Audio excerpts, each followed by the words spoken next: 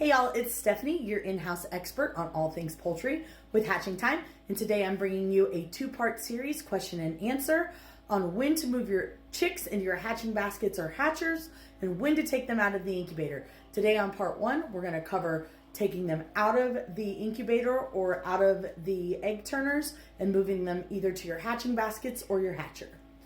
Common question I get is, when should I take my eggs and move them into my hatcher or my hatching baskets when I'm raising chickens or ducks or turkeys? So for me and for pretty much everybody I know who raises poultry, the rule of thumb is that about 3 days before they hatch. So for chickens, that would be 18 days.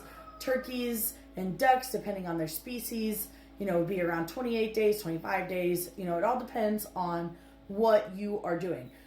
So this means taking those eggs out of your turner rows and putting them either into your hatching baskets and into a hatcher, or into your hatching baskets and into the bottom of your incubator so that they can hatch out of the eggs. And what is the purpose of not leaving them in the turner, you might ask?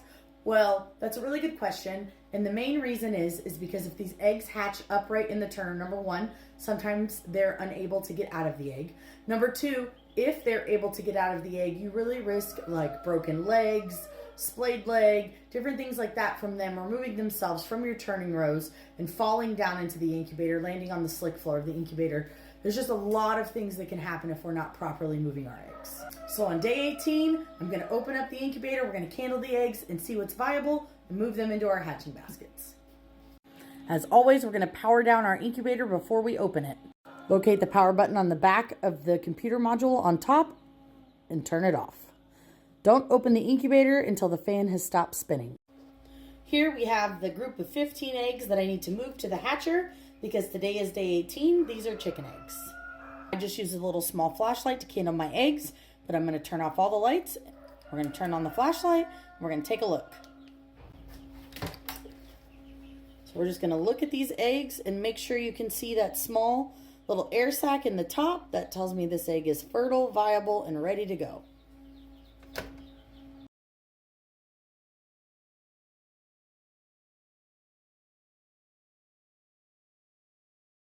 "15 eggs that are ready to go into the hatcher. All of them look viable and healthy. Another 100% out of my hatching time CT120. Now we're going to take our hatching baskets, which I mentioned before in another video. I use the 15 egg baskets here.